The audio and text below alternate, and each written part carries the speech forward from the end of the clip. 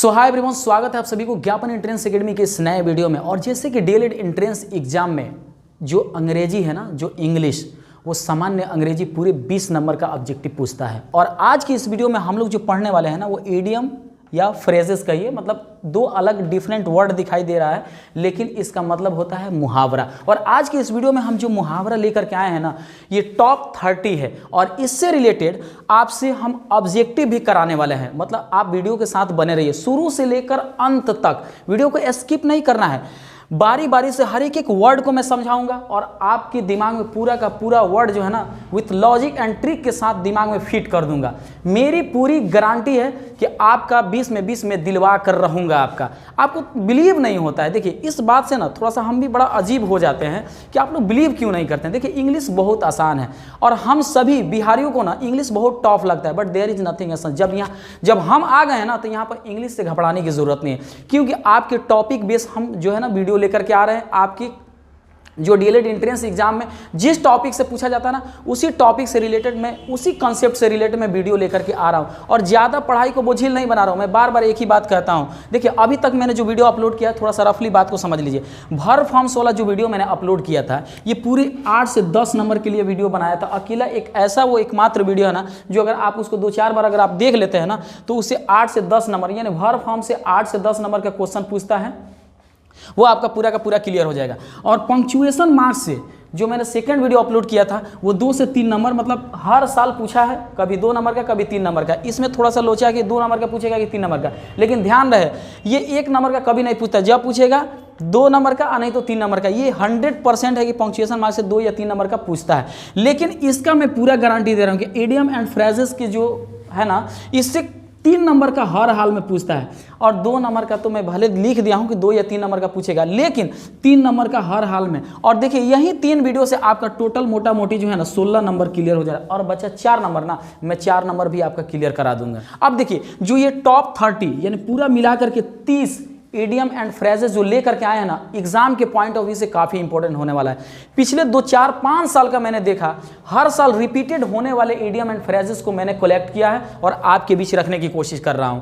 और यहां पर देखिए, वो तो अलग बात है कि मैंने प्रीवियस ईयर से भी कुछ क्वेश्चन लिया हूं, लेकिन हम अपने अनुभव के हिसाब से और भी कुछ ऐड करके टोटल 30 यानी बोले तो टोटल का टोटल 30 जो है ना इडियम एंड फ्रेजेस को मैंने तैयार किया हूं। और वीडियो के साथ आपको अंत तक बने रहना है, क्योंकि देखिए, वीडियो आप लोग आधा देख करके भाग जाते हैं, आधा देखकर भागना नहीं है। यहां पर देखिए, आधा के बाद ये जो पूरा कंसेप्ट क्लियर हो जाएगा ना, पूरा का पूरा 30 इडियम एंड फ्रेजेस पूरे दिमाग में आपके लॉजिक विद ट्रिक के साथ जब डाल देंगे ना, तो अंत में जानते हैं क्या कराने वाले हैं? इसका ऑब्जेक्टिव कराने वाले हैं। क्या कराने वाले हैं? ऑब्जेक्टिव। बस अब आपको डरने की जरूरत नहीं। अब ऑब्जेक्टिव से क्या होने वाला है? पूरा का पूरा प्रैक्टिस हो जाने वाला है, पूरा का पूरा दिमाग में फिट हो जाने वाला है। तो फिर आप घबराए क्यों हैं? डीएलएड एंट्रेंस एग्जाम दुनिया के बहुत बड़ी टफेस्ट एग्जाम नहीं है, यूं चुटकियों में ये निकलेगा, आपको टेंशन लेने की जरूरत नहीं। तो आइए finally without any late let's go to start this session. इस सेशन को हम सबसे पहले नाम क्या रखे हैं? इडियम एंड फ्रेजेस, क्योंकि हम लोग इस वीडियो में इडियम एंड फ्रेजेस ही पढ़ने वाले हैं, जिसको हिंदी में कहते हैं मुहावरा। यहां पर देखिए, पहला है प्रोज एंड कॉन्स। देखिए, मुहावरा आप समझ रहे हैं ना, 9, 2, 11 होना मतलब भाग जाना, बस उसी तरीके से इंग्लिश में भी होता है। प्रोज एंड कॉन्स का मतलब क्या होता है? पक्ष विपक्ष, जायज नाजायज। अब जैसे ही आप जान गए कि प्रोज एंड कॉन्स का मतलब होता है जायज नाजायज या पक्ष विपक्ष, तो इसका ऑप्शन भी दिया रहता है, ठीक है ना। एडवांटेज एंड डिसएडवांटेज, इसका मतलब क्या हुआ? प्रोज एंड कॉन्स का मतलब पक्ष विपक्ष, जायज नाजायज। या फिर इसको इंग्लिश में एक और साइनोनिज्म वर्ड के तौर पर एक और इंग्लिश में जान लीजिए, तो एडवांटेज एंड डिसएडवांटेज कहते हैं। क्योंकि क्या है ना कि प्रोज एंड कॉन्स का मतलब तो भले ही पक्ष विपक्ष होता है, जायज नाजायज होता है, लेकिन ध्यान में रखिएगा, इसको अगर इंग्लिश में बताना है कि what is the meaning of pros and cons, तो आपको बताना होगा एडवांटेज एंड डिसएडवांटेज। ये आपको याद रख लेना होगा। अच्छा देखिए, ड्रॉप इन मतलब समझ ना, ड्रॉप इन यानी कि झांकना, मुलाकात के लिए जाना, ड्रॉप इन, किसी को ड्रॉप इन, ठीक है ना। या इत्तेफाक से मिला, किसी से आपने ड्रॉप इन कर लिया, मतलब टू विजिट कैजुअली, मतलब समझ रहे हैं ना, एक मतलब इत्तेफाक से मिलना, मतलब विजिट कैजुअली। अच्छा, यहां पर देखिए, to be in the same boat. अच्छा देख रहे हैं ना, एक समुंदर है और बोट, यहां पर देखिए बोट, नाव, एक समुंदर है, उसी नाव पर आप सभी, मान लीजिएगा हम और आप सभी लोग एक ही नाव पर बैठ गए और यात्रा कर रहे हैं। और एक नाव पर चढ़ना, अब आप समझ ही रहे, खतरा में लड़ाएगा तो सबके ऊपर, किसी एक व्यक्ति को लेकर के तो खतरा नहीं में लड़ाएगा। तो यहां पर देखिए, to be in the same boat का मतलब हुआ एक ही नाव में और मुसीबत में फंसना। डायरेक्ट इसका सेंस यही निकल कर आ रहा है, मुसीबत में फंसना। मतलब क्या हुआ कि to be in the same, देख रहे हैं ना, to be in the same difficult situation. तो आपके ऑब्जेक्टिव में ऐसा पूछ देगा कि what is the correct idiom या phrases to be in the same boat, तो उसका ऑप्शन दिया रहेगा, जिस ऑप्शन में ये भी दिया रहेगा आपको यही चुनना होगा, to be in the same difficult situation.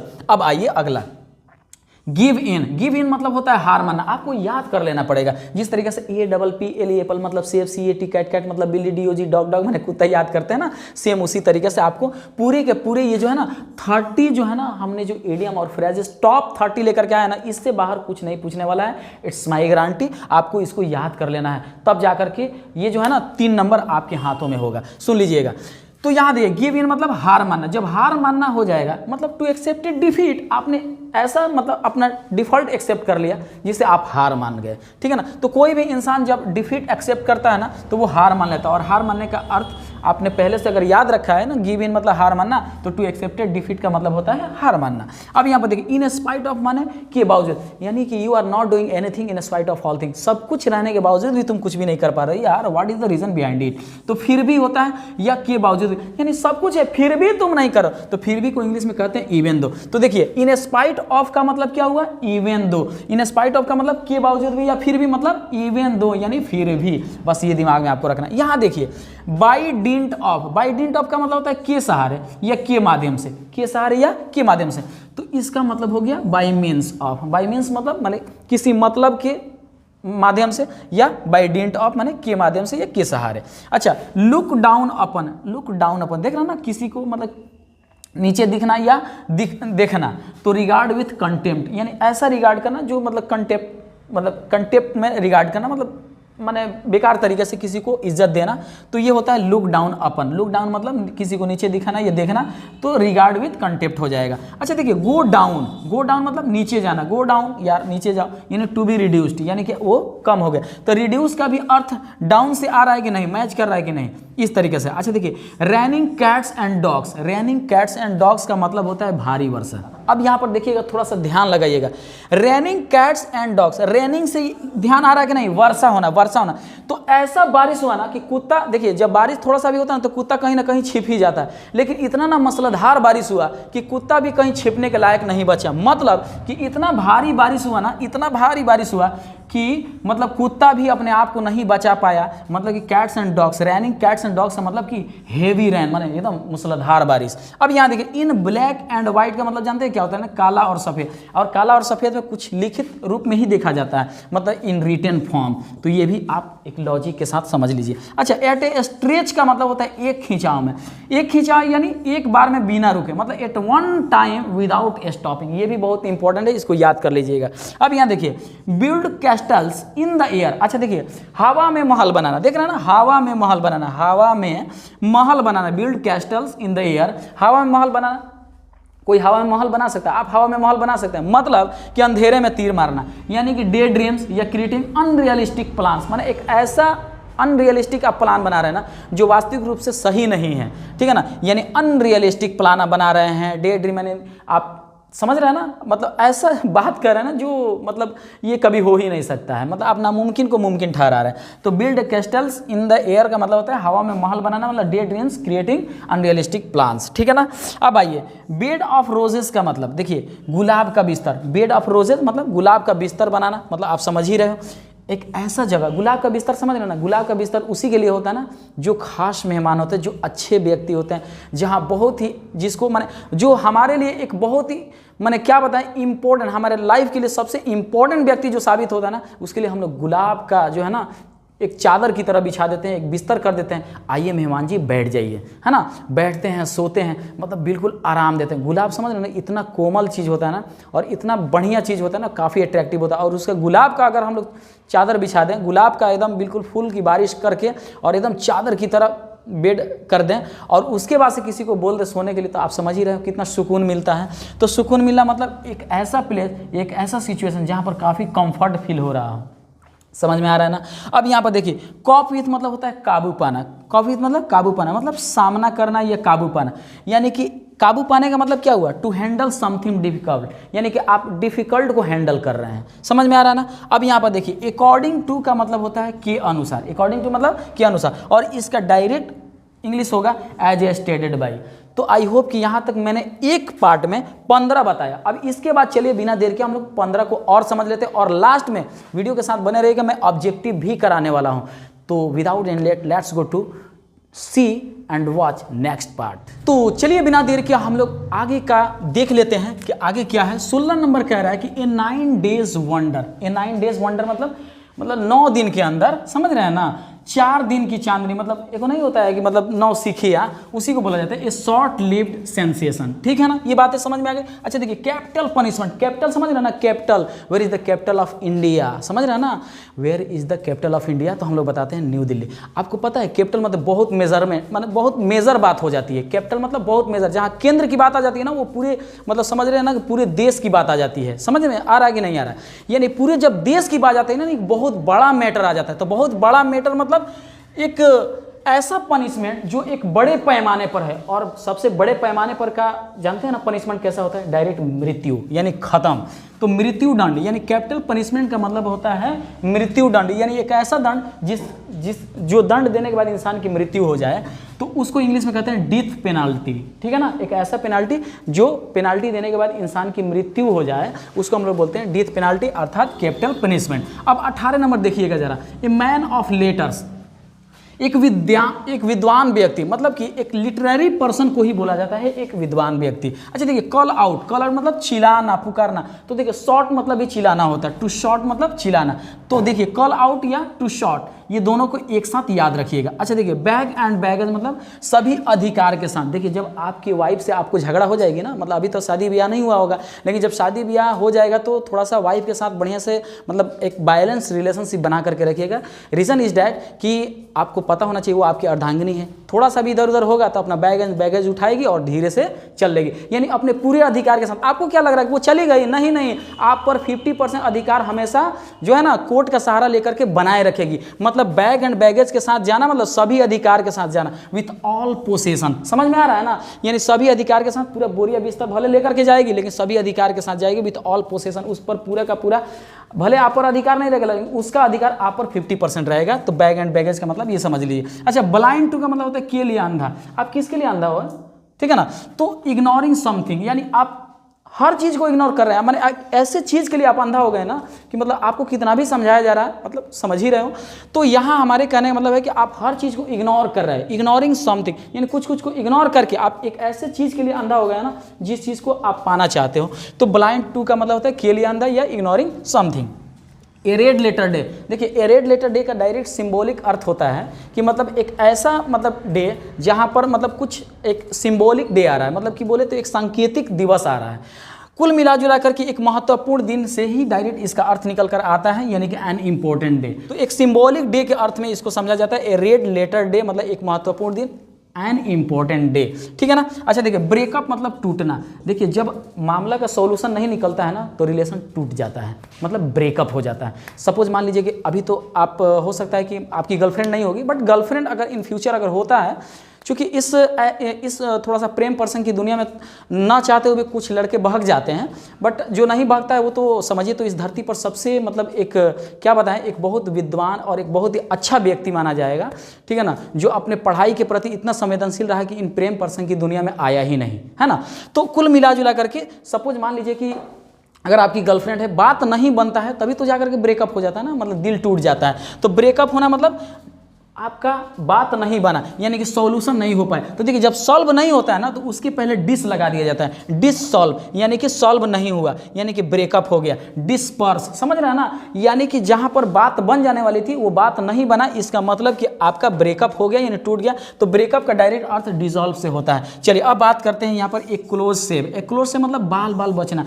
Close से डायरेक्ट याद रखिएगा, एक क्लोजली ऐसा मतलब इंसान बच गया ना, बाल बाल बचा, नहीं तो उसका एक्सीडेंट हो जाने वाला था, यानी कि नैरो स्केप। नैरो मतलब ये देखिए नैरो से डायरेक्ट क्लोज, क्लोज और नैरो को एक साथ मिलाइएगा मिल जाएगा। देखिए क्लोज और नैरो, समझ में आ रहा है कि नहीं। यहाँ देखिए क्लोज और नैरो, यानी क्लोज मतलब ही लघु होता है और नैरो मतलब ही लघु होता है। अच्छा देखिए यहाँ पर land and year, land and year मतलब यानी धीरे से कान में बोलना, कान में धीरे से बोलना, आप समझ ही रहे हो, धीरे से कान में बोलना मतलब आप कोई अच्छा बात थोड़ी बोलते हैं। अगर अच्छा बात बोलना होता तो आप चिल्ला कर भी बोलते हैं, है कि नहीं। किसी का अगर बारे में अच्छा बात कर रहे हैं, सपोज मान लीजिए महात्मा गांधी के बारे में कह रहे हैं, या हमारे ही बारे में, या किसी के बारे में, अपने दोस्त के बारे में, अपने दूसरे दोस्त से कह रहे हैं, तो अच्छा बात होगा तो आप चिल्ला करके भी कह सकते। लेकिन कान में कानाफूसी करने का मतलब क्या हुआ, आप उसके बारे में थोड़ा सा शिकायत करें या कुछ इंडिकेट कर रहे हैं। कुल मिला जुला के लैंड एंड ईयर मतलब धीरे धीरे कान में बोलने का मतलब होता है रिक्वेस्ट टू लिसन अटेंटिवली, मैंने किसी चीज़ का रिक्वेस्ट करना या कुछ कानाफूसी करना।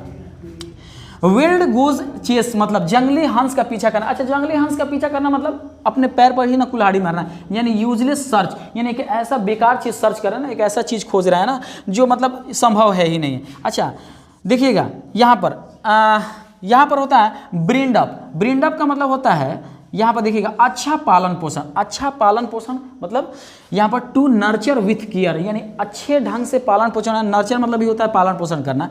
तो अगर आप अच्छे ढंग से केयर कर रहे हैं ना तो आप ब्रीड अप कर रहे हैं। अच्छा देखिए, टू एंड फ्रो मतलब आगे पीछे।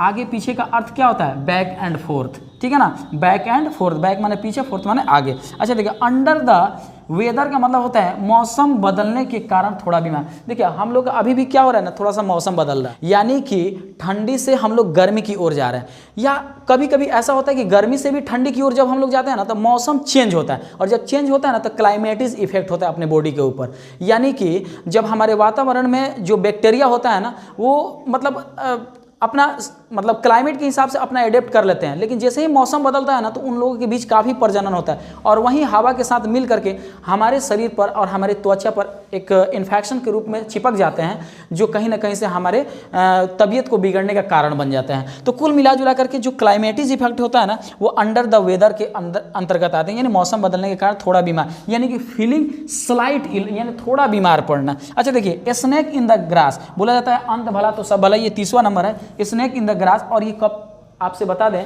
ये 2-3 बार पूछा है। स्नेक इन द ग्रास यानी आस्तीन का सांप, ये हिडन एनिमी।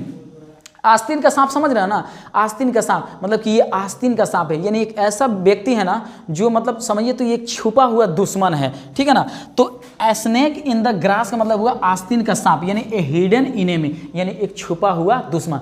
तो यहाँ तक हमने जो कुछ भी समझाया मतलब टोटल मिला करके कितना समझाया, 30। कितना समझाया, total 30 with logic and trick के साथ आपको समझाने की कोशिश किया। और मुझे लगता है कि आपको ये पूरे के पूरे 30 जो है ना विथ लॉजिक एंड ट्रिक के साथ आपके दिमाग में फिट हो गया होगा। और ये जो 30 है ना ये पूरा का पूरा अगर याद कर लेते हैं ना, एक गवर्नमेंट कॉलेज लेने के लिए अगर आप इतना मेहनत कर लेते हैं ना तो मुझे पूरा का पूरा विश्वास है कि आपका अभी तक मैंने 3 वीडियो के माध्यम से 16 नंबर का इंग्लिश क्लियर किया ना, दूसरा वीडियो देखने की ज़रूरत ही नहीं है। तो अब आइए यहाँ पर डीएलएड एंट्रेंस एग्जाम में इडियम एंड फ्रेजेस से रिलेटेड कैसे प्रश्न पूछता है इसको हम लोग समझ लेते हैं। यहाँ देखिए पहला प्रश्न क्या पूछ रहा है कि select the alternative best express the meaning of the idiom and phrases, मैंने मुहावरे का सही अर्थ बताना है, प्रोज एंड कॉन्स का। और मैंने वीडियो में आपको बहुत ही अच्छे ढंग से समझाने की कोशिश किया था कि प्रोज एंड कॉन्स का मतलब होता है जायज़ नाजायज़, पक्ष विपक्ष, यानी कि आप कुछ भी काम कर रहे हो ना थोड़ा सा उसका नाफा घाटा समझ लेना है। और नाफा घाटा का डायरेक्ट अर्थ होता है एडवांटेज एंड डिसएडवांटेज। तो option A is the right answer. अब यहाँ पर सेकंड क्वेश्चन क्या कह रहा है जरा देखिएगा। सेकंड नंबर क्वेश्चन कह रहा है कि व्हाट इज द मतलब करेक्ट वर्ड मीनिंग ऑफ, ठीक है ना, ड्रॉप इन, यानी ड्रॉप इन का करेक्ट वर्ड मीनिंग मतलब मैं अपने से ही क्वेश्चन अराइज कर दिया। हालांकि आपको डीएलएड एंट्रेंस एग्जाम में जब इडियम एंड फ्रेजेस से क्वेश्चन उठाएगा ना तो आप देखेंगे 3 प्रश्न पूछेगा। कितना पूछेगा, 3 प्रश्न पूछेगा। लेकिन ये तीनों प्रश्न का जो ऊपर वाला लाइन होगा ना, ये जो select the alternative best express the meaning of the idiom and phrases,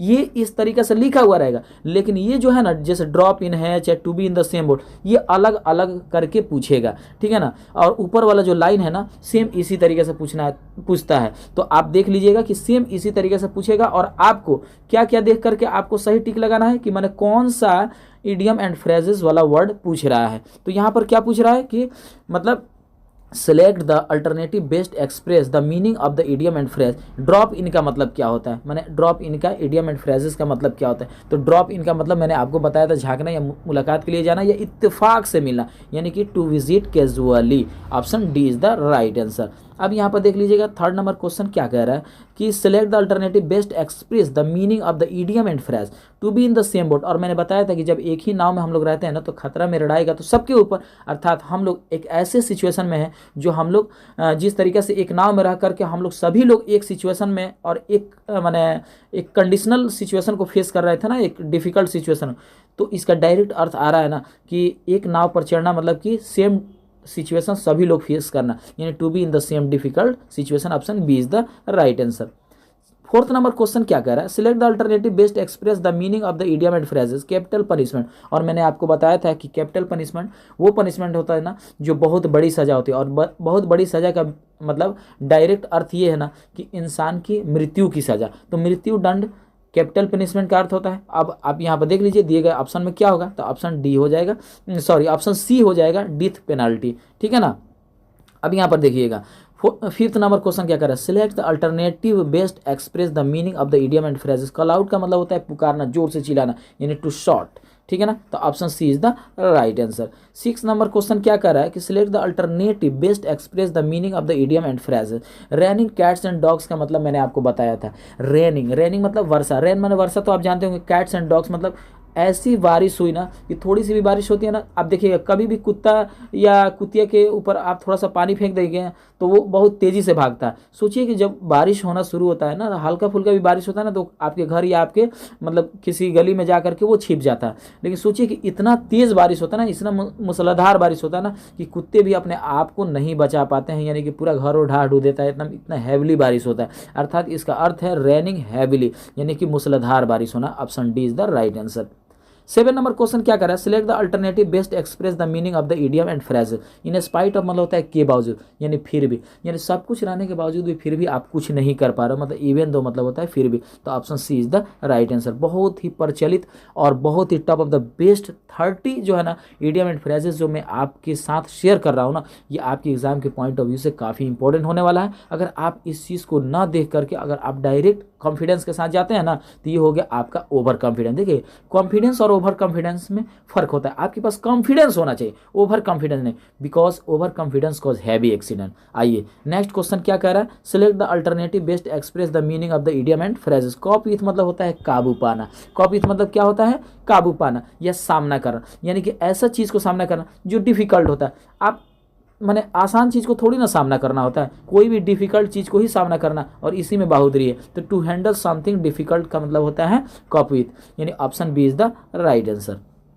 यहाँ देखिएगा select the alternative best express the meaning of the idiom and phrases. अब देखिएगा build castles in the air, यानी कि यहाँ पर क्या कर रहा है, हवा में महल बनाना, मतलब ये फालतू की सोच रखना, फालतू की प्लान बनाना, यानी कि एक ऐसा प्लान जो अनरियलिस्टिक है, यानी your plan is belong to the unrealistic, यानी वो रियल है ही नहीं है, ठीक है ना। तो जब यहाँ पर अनरियलिस्टिक प्लान से बिलोंग करता है तो हम ऑप्शन सी में देख लेंगे कि डे ड्रीम और क्रिएटिंग अनरियलिस्टिक प्लान, यानी कि option C is the right answer.